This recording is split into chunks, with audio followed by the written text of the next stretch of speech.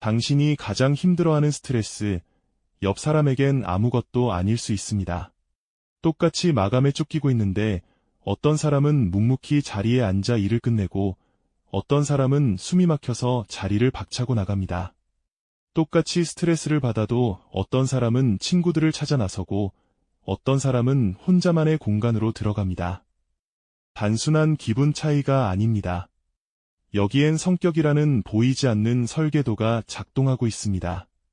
오늘 이 이야기를 끝까지 따라오시면 똑같은 스트레스 앞에서 왜 사람마다 이렇게 다른 반응을 보이는지, 그리고 나에게 맞는 회복 방식은 어떻게 찾을 수 있는지 그 실마리가 보이기 시작할 겁니다. 월요일 아침, 출근길 지하철 안을 떠올려 봅니다. 수백 명의 사람이 같은 공간, 같은 소음, 같은 밀도 속에 서 있습니다. 그런데 이 안에서 벌어지고 있는 일은 사람마다 전혀 다릅니다.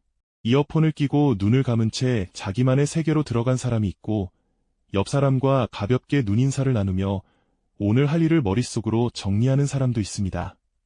누군가는 이 북적이는 공간 자체가 하루의 에너지를 깎아먹는 스트레스이고, 누군가에게는 그저 출근길의 한 풍경일 뿐입니다. 사무실에 도착해도 마찬가지입니다. 갑자기 회의 일정이 바뀌었다는 공지가 뜹니다. 같은 알림을 본 두 사람의 반응이 갈립니다. 한 사람은 조용히 노트를 꺼내 바뀐 일정에 맞춰 오늘의 계획을 다시 짜기 시작합니다. 다른 한 사람은 가슴이 답답해지면서 이번 주 계획이 전부 어그러지는 것 같은 불안이 밀려옵니다. 같은 사건, 같은 시간, 같은 공간인데 몸과 마음이 받아들이는 방식은 완전히 다릅니다. 우리는 보통 이런 차이를 성격 탓이라고 가볍게 넘깁니다. 쟤는 원래 예민해, 나는 원래 둔해. 하지만 심리학은 이 차이를 훨씬 더 정밀하게 들여다보고 있습니다. 우리 뇌 안에는 편도체라고 불리는 아몬드 크기의 작은 기관이 있습니다. 바깥에서 자극이 들어오면 그게 위험한 건지 아닌지를 가장 먼저 판단하는 일종의 경보장치입니다. 그런데 이 경보장치의 민감도가 사람마다 다릅니다. 어떤 사람은 작은 자극에도 경보가 빠르게 울리고 어떤 사람은 웬만한 일에는 조용합니다. 심리학에서는 이 차이를 예민함의 정도라고 부릅니다. 예민함이 높은 사람은 같은 상황에서도 더 많은 위협을 감지하고 더 강한 감정적 반응을 경험합니다. 반대로 낮은 사람은 같은 상황을 비교적 담담하게 넘깁니다. 둘 다 스트레스를 받고 있지만 내가 그 스트레스를 처리하는 볼륨 자체가 다른 겁니다. 여기에 또 하나의 차이가 있습니다. 에너지의 방향입니다. 사람들과의 만남에서 에너지를 충전하는 사람이 있고 반대로 혼자만의 시간에서 에너지를 회복하는 사람이 있습니다. 심리학자 한스 아이젠크는 이 차이가 단순한 취향이 아니라 뇌의 기본 각성 수준과 관련이 있다는 것을 밝혀냈습니다. 내향적인 사람은 뇌의 각성 수준이 이미 높기 때문에 자극이 조금만 추가되어도 과부하가 걸리기 쉽습니다. 외향적인 사람은 각성 수준이 낮아서 오히려 자극이 없으면 무기력해집니다. 시끄러운 사무실에서 갑작스러운 프로젝트 변경이 떨어진 상황을 떠올려 봅니다. 내향적이고 예민한 사람에게 이 순간은 소음과 예측 불가능한 변화가 동시에 밀려오는 이중 부담입니다. 반면 외향적이고 예민함이 낮은 사람에게 이 순간은 오히려 지루했던 오후에 찾아온 새로운 활력일 수 있습니다. 같은 사건이 누군가에게는 위기이고 누군가에게는 전환점이 되는 이유입니다. 의지력이나 정신력의 차이가 아닙니다. 내가 세상을 받아들이는 방식 자체가 다르기 때문입니다. 여기에 한 가지 차이가 더 있습니다. 문제를 마주했을 때 머리로 먼저 분석하는 사람과 마음으로 먼저 느끼는 사람입니다. 분석을 먼저 하는 사람은 스트레스 상황에서 원인을 찾고 해결 순서를 정리하려 합니다. 감정을 먼저 느끼는 사람은 그 상황이 나에게, 주변 사람에게 어떤 영향을 주는지부터 살핍니다. 둘 중 어느 쪽이 더 낫다는 게 아닙니다. 다만 자기 성향과 맞지 않는 방식을 억지로 따라하면 스트레스가 풀리기는커녕 오히려 더 쌓인다는 것이 핵심입니다.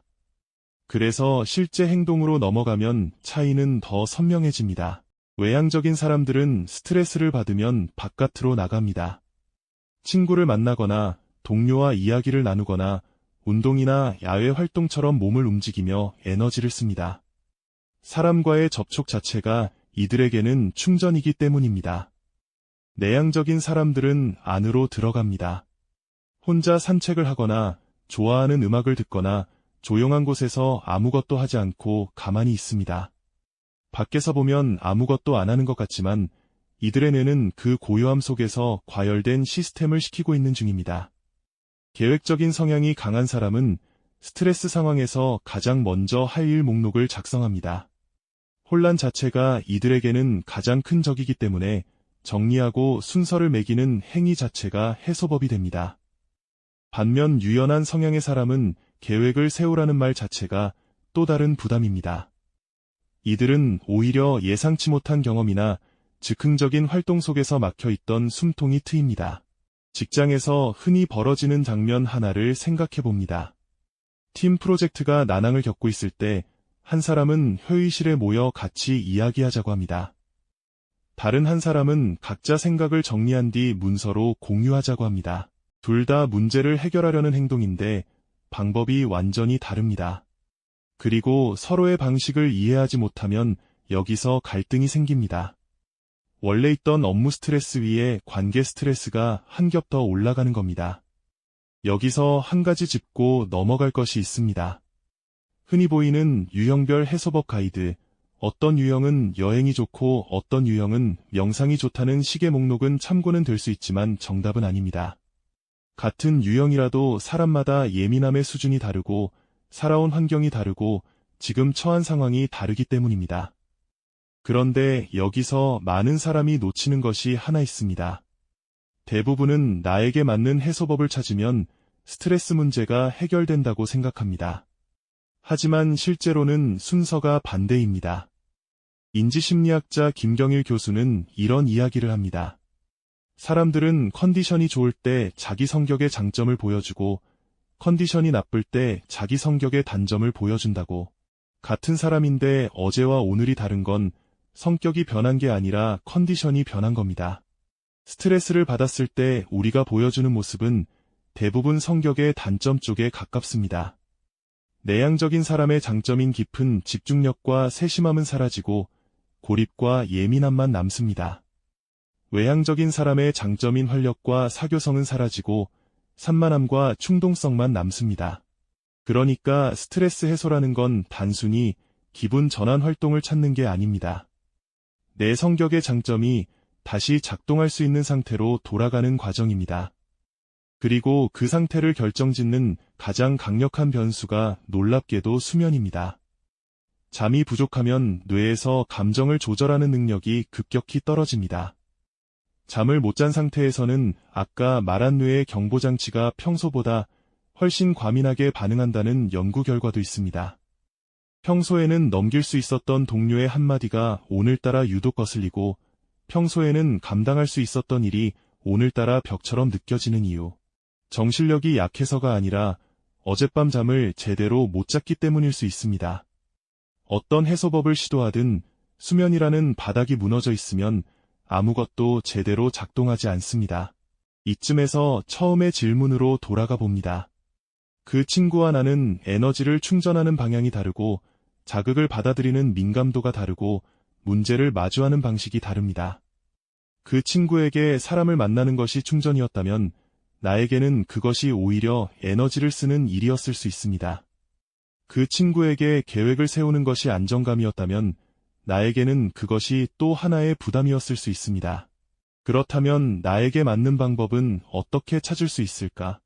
의외로 단순합니다. 오늘 하루 내 말과 행동에 스스로 점수를 매겨보는 겁니다. 그리고 그 옆에 어젯밤 몇 시에 잠들어서 몇 시간을 잤는지 적어봅니다. 이걸 한 달만 해보면 패턴이 보이기 시작합니다.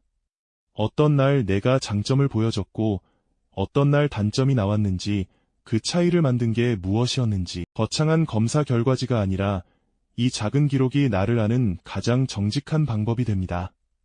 그리고 하나 더, 나에게 맞는 해소법을 찾는 것만큼 중요한 것이 있습니다. 내 옆 사람의 방식을 이해하는 겁니다. 스트레스를 받은 뒤 혼자 있고 싶어 하는 동료를 보고 저 사람은 지금 과열된 시스템을 시키고 있는 중이라고 읽어줄 수 있다면, 힘든 일이 있을 때마다 사람을 찾아다니는 가족을 보고 저 사람은 지금 에너지를 채우고 있는 중이라고 받아들여줄 수 있다면, 그 순간 관계에서 불필요한 오해 하나가 사라집니다. 스트레스는 피할 수 없습니다. 살아있는 한 계속됩니다. 하지만 나를 알고 내 옆 사람을 이해하는 순간 스트레스는 더 이상 나를 압도하는 힘이 아니라 나를 알려주는 신호가 됩니다. 이제 당신은 스트레스를 마주할 때 조금은 다른 질문을 던질 수 있을 겁니다. 이걸 어떻게 없앨 수 있을까?가 아니라 나는 지금 어떤 상태이고 내 옆의 사람은 지금 어떤 방식으로 버티고 있는지를 먼저 떠올리게 될 겁니다. 보이지 않는 마음의 작동 방식을 이해하는 것, 그것만으로도 우리 삶의 많은 갈등과 무게가 조금은 가벼워질 수 있습니다.